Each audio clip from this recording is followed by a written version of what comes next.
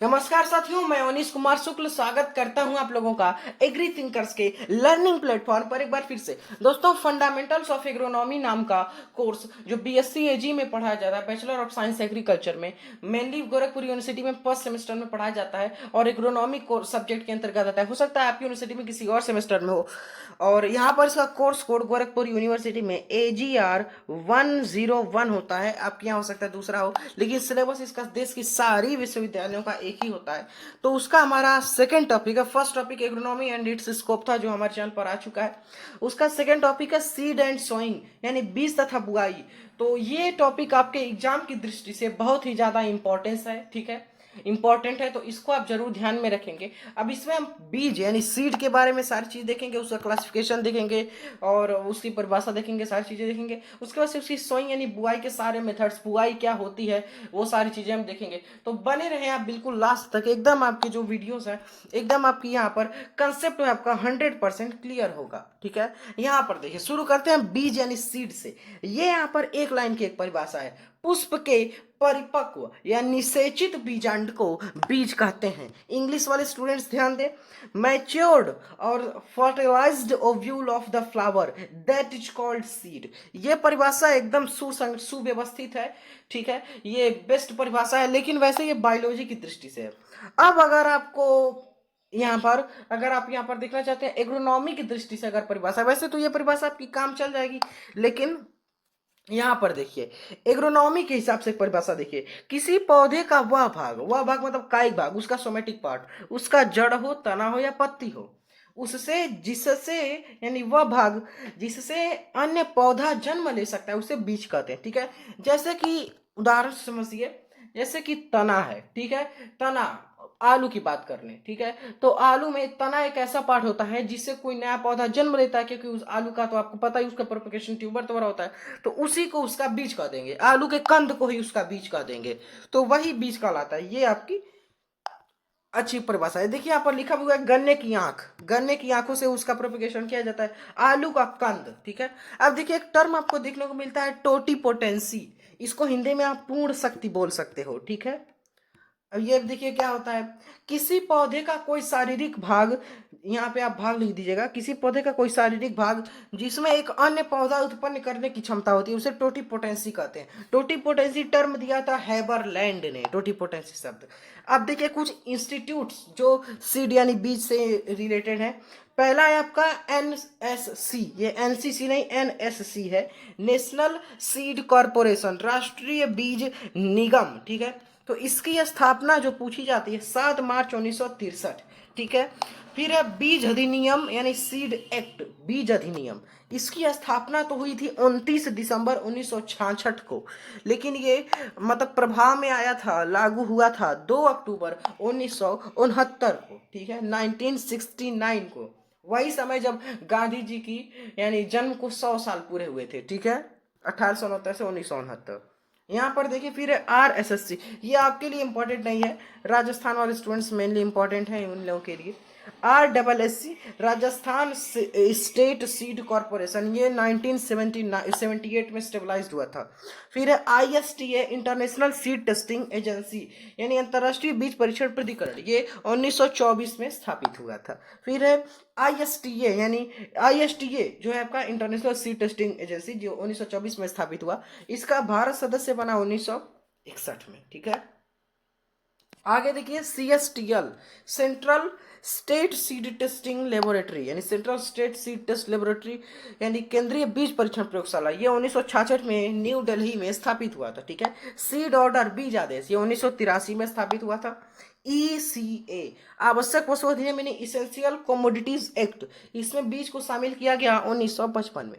ये देखिए यहाँ पर एक फिगर यहाँ पर हमने प्रस्तुत किया है, ये आपका सीड है, ठीक है। ये देखिए ये आपका बीज का फिगर है, यहाँ पर ये इसका बीज है। ये दो आपको दिख रहे हैं ये आपके भ्रूणपोष, जिसको एंडोस्पर्म बोलते हैं, वो है। ये पार्ट आपका भ्रूण है, एम्ब्रियो है। ये ऊपर वाला पार्ट इसका टेगमेन है, बाह्य परत, और ये टेस्टा, ये जो नीचे अंदर वाली ये टेस्टा है, आंतरिक परत, ठीक है। उत्तम बीज के कुछ गुण देख लीजिए। तो स्थानीय किस्मों से 10 से 15% अधिक। देखिए अब कोई बीज को आप उत्तम बीज कैसे बोलेंगे, तो जैसे आप पहले से जो वेराइटीज यूज कर रहे हैं, आपकी स्थानीय किस्में हैं, आपकी लोकल वेराइटीज हैं, उनसे 10 से 15% ज्यादा उपज हो तभी ना होता है। मैं नहीं तो ज्यादा उपज देगी तो क्यों हम उसको उत्तम बोलेंगे, ठीक है।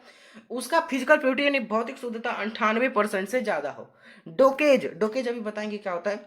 बीज में उपस्थित भौतिक अशुद्धता को डोकेज कहते हैं, ठीक है वो। और आनुवांशिक शुद्धता यानी जेनेटिकल प्योरिटी 99.9% हो, और ये ग्रो आउट टेस्ट से जांच की जाती है जेनेटिकल प्योरिटी। अंकुरण क्षमता यानी जर्मिनेशन, जो जर्मिनेशन कैपेसिटी है, जर्मिनेट करने की कैपेसिटी, वो आपकी 60 से 90 हो, जीवन क्षमता उसकी ज्यादा हो। जर्मिनेशन परसेंटेज देख लीजिए, ये आपका होता है अंकुरित बीजों की संख्या बटे कुल बीजों की संख्या गुणे 100, ऐसे निकाला जाता है, ठीक है। फिर देखिए प्रमुख फसलों की अंकुरण क्षमता प्रतिशत में या प्रतिशत, देखिए मक्का का होता है 90%। देखिए मक्का में सबसे ज्यादा जर्मेंटिंग परसेंट होता है, ये आपसे पूछा भी होता है, वो होता है 90%। गेहूं, जौ, जई, चना, सरसों में 85%, चावल, तिल, अलसी, कुसुम में 80%, 80%, बाजरा, उड़द, मूंग में 75, मूंगफली में 70, कपास में 65, ठीक है। वास्तविक उपयोगिता मान यानी रियल प्रोडक्टिविटी वैल्यू, तो ये उत्तम बीज की 75% से ज्यादा होनी चाहिए। अब देखिए नमी प्रतिशत यानी मॉइस्चर कंटेंट, मॉइस्चर परसेंटेज, तो यहाँ से आप ध्यान में रखेंगे। सबसे पहले खाद्यान्न फसलें जो आपकी सीरियल क्रॉप्स है, गेहूं, धान वगैरह, उनमें 12% होता है। उसके बाद से आपका दलहनी जो आपकी लेग्यूम्स हैं, उनमें आपका 10%, और तिलहनी जो ऑयल सीड क्रॉप्स है उसमें 6 से 8% होता है। तो ऐसे आप याद रखेंगे, और 8% तिलहनी में, 10% दलहनी में, 12% खाद्यान्न में, ठीक है। इसको आप याद रखेंगे। O L C, oil seed, legume और सीरियल, यहाँ पर आपका 8, 10, 12 ऐसे आप याद रखेंगे। बीज सूचकांक, सीड इंडेक्स, तो 100 बीजों के वजन को सीड इंडेक्स बोलते हैं, बीज सूचकांक।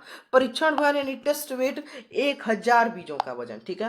प्रमुख फसलों का परीक्षण भार, तो धान का 25 ग्राम होता है, आपसे पूछा जाता है। बासमती धान का 21 ग्राम होता है। गेहूं का 42 ग्राम, गेहूं के खरपतवार फैनलिस माइनर का 2 ग्राम, ठीक है।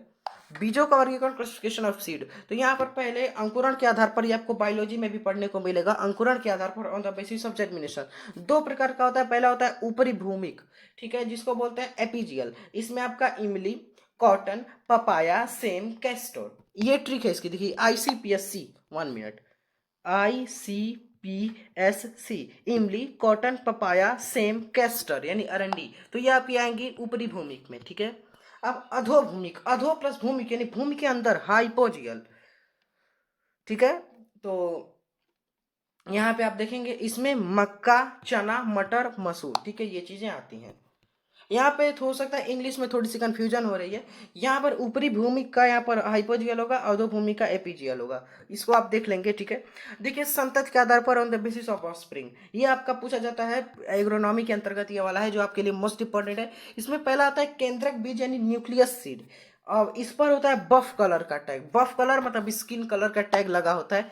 और इसकी आनुवंशिक और भौतिक शुद्धता यानी जेनेटिकल और फिजिकल प्योरिटी 100% होती है। फिर केंद्र न्यूक्लियस सीड से आपका माना जाता है ब्रीडर सीड यानी प्रजनक बीज, इसकी ये येलो कलर का इसको टैग आपको देखने को मिलेगा। इसकी genetical purity, physical genetical purity यानी आनुवंशिक शुद्धता 100% और फिजिकल प्योरिटी 99.9% होती है। आधारीय बीज यानी फाउंडेशन सीड, इस पर व्हाइट कलर का, सफेद कलर का आपको टैग मिलेगा, और इस पर आनुवंशिक और भौतिक शुद्धता इसकी 99% होती है, ठीक है। उसके बाद से आपका लास्ट है जो किसानों को मिलता है, सर्टिफाइड सीड यानी प्रमाणित बीज, इस पर आपको नीले कलर का टैग मिलता है, और इसमें आपकी क्या होती है, तो भौतिक शुद्धता 98% और आनुवंशिक शुद्धता 99%। भारतीय किसानों को यहाँ पर दिखा गया है, भारतीय किसानों को उन्नत बीज प्राप्त होते हैं, तो उन्नत बीज सिर्फ 12% ही प्राप्त हो पाते भारतीय किसानों को। फिर एक और वर्गीकरण है भंडारण के आधार पर, on the basis of storage. पहला है सरल बीज, जिसको बोलते हैं ऑर्थोडॉक्स सीड, तो ये LMHT पर क्षमता यानी LMHT पर क्षमता, नमी, अधिक तापमान पर जीवन। देखिए LMHT का मतलब है कि लो मॉइस्चर, हाई टेम्परेचर पर ये अपनी क्षमता जो है जर्मिनेट करने की, उसको नहीं खोते हैं। दूसरा आपका अड़ियल बीज, जिसको बोलते हैं इंग्लिश में रिक्लेसिटेंट सीड, ये लो मॉइस्चर, हाई टेम्परेचर पर अपनी जीवन क्षमता खो देते हैं। फिर आपका बीज सुसुप्तावस्था, सीड डॉर्मेंसी, तो ये आपका होता है बीज को अनुकूल स्थितियां मिलने पर भी उसका अंकुरण नहीं हो पाता है, तो उसको बोलते हैं सुसुप्तावस्था यानी डॉर्मेंसी। जैसे कि अभी आप मैं बोल रहा हूँ कि अभी आप डॉर्मेंट स्टेज में हो, अभी स्टूडेंट्स की डॉर्मेंसी चल रही है। जैसे कि मैं आपको क्लासेस भी दे रहा हूँ, आपको PDF भी मिल रहा है, आपको एकदम वेल एक्सप्लेनेशन मिल रहा है, फिर भी आप नहीं पढ़ रहे हो, तो इसका मतलब है कि आप सुसुप्तावस्था में हो, आप डॉर्मेंसी में हो, ठीक है, ऐसे आपको समझना है। यहाँ पर देखिए रेस्टिंग पीरियड ऑफ एम्ब्रियो, उसको बोलते हैं सी डर्मिस, यानी उसका आराम की अवस्था, रेस्ट का समय जो है, रेस्टिंग का समय एम्ब्रियो का, भ्रूण का, उसी को कहते हैं सी डर्मिस। अभी आप लोग भी अपना रेस्टिंग पीरियड समझ रहे हैं, जब परीक्षा आएगा तब आपको पता चलेगा।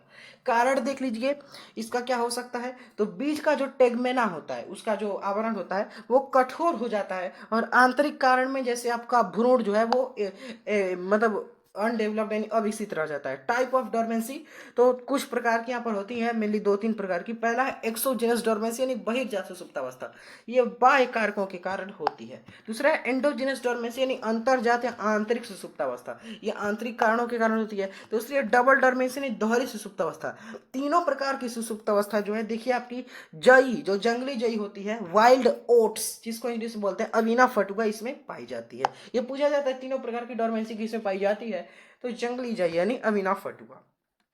डोरमेंसी ब्रेकिंग, तो कैसे आप डोरमेंसी बीज की तोड़ सकते हैं, पहले तो उसको खुरुच कर आप तोड़ सकते हैं, उसको घिस सकते हैं, उसका स्कारिफिकेशन स्ट्राटिफिकेशन कर सकते हैं।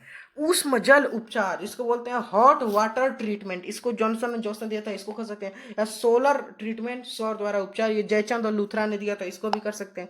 H2SO4 द्वारा यूज कर सकते हैं, HCl का प्रयोग कर सकते हैं। रासायनिक में आपका KNO3 का यूज कर सकते हैं, जिब्रेलिक एसिड या थायोयूरिया का यूज कर सकते हैं। ये आपका सीड कंप्लीट हुआ। अब देखिए सोइंग यानी बुआई, तो सोइंग यानी बुआई क्या होती है, ये एक परिभाषा मैंने निकाली हुई है, तो मैं आपको बताता हूँ, इंटरनेट से ये परिभाषा निकाली है मैंने। ये देखिए यहाँ पर उचित 1 सेकेंड, उचित दूरी तथा उचित गहराई को ध्यान में रखकर साफ स्वच्छ मृदा में जो कवक यानी फंगस है, कवक तथा अन्य रोग जनकों से मुक्त हो, उसमें बीज स्थापित करने की प्रक्रिया बुआई कहलाती है। इसका मतलब उचित दूरी तथा उचित गहराई को ध्यान में रखकर साफ स्वच्छ मृदा में जो कवक जनकों से तथा अन्य रोग जनकों से मुक्त हो, उसको उसमें बीज स्थापित करने की, बीज को स्टेबलाइज करने की जो प्रोसेस है, उसको जर्मिनेशन सोइंग कहते हैं। यहाँ पर इंग्लिश वाले स्टूडेंट्स देख लेंगे डिफिनेशन क्या दिया हुआ है, ये देखिए आप लोग, वही डिफिनेशन इंग्लिश में है, planting seeds in clean soil which is free from fungus and other pathogens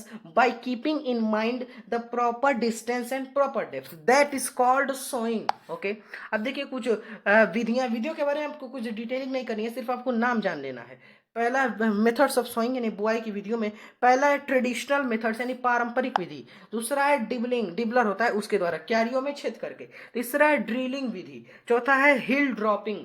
पांचवा है seed dropping behind the plough, हल के पीछे बीज गिराना, यानी हल के पीछे नाई या चोंगा होता है उसमें बीज गिराना। ट्रांसप्लांटिंग यानी रोपाई। तो ये आपके मेथड्स हैं आपके सोइंग के, ठीक है। तो ये आपका सीड एंड सोइंग का जो चैप्टर है, ये बिल्कुल ये आपका टॉपिक एकदम अच्छी तरह से कंप्लीट होता है, इससे बाहर आपके एग्जाम में आ नहीं सकता इस टॉपिक से, ठीक है, फर्स्ट सेमेस्टर में। तो पीडीएफ के लिए आपको ज्वाइन करना है टेलीग्राम चैनल, लिंक मिल जाएगा डिस्क्रिप्शन सेक्शन में, वहां से आप ज्वाइन करेंगे, ठीक है। मिलते हैं किसी और नेक्स्ट नॉलेजेबल वीडियो में। देखिए आपकी प्रिपरेशन एग्री थिंकर्स पर एकदम अच्छी तरह से करा दी जाएगी, सिर्फ आपको करना यह है कि एग्री थिंकर्स के साथ जुड़े रहना है, ठीक है। और आप व्हाट्सएप ग्रुप कर मतलब सारे सोशल मीडिया प्लेटफॉर्म्स पर जुड़ जाइए, ठीक है। इंस्टाग्राम पर भी आप हमसे जुड़ सकते हैं, मेरा अकाउंट है वो आपको चैनल के अबाउट सेक्शन में लिंक मिल जाएगा वहां से, और व्हाट्सएप ग्रुप का लिंक आपको मिल जाएगा, और टेलीग्राम चैनल का लिंक आपको मिल जाएगा डिस्क्रिप्शन सेक्शन में वीडियो के सबसे ऊपर ही, वहां से आप व्हाट्सएप ग्रुप को भी ज्वाइन करें।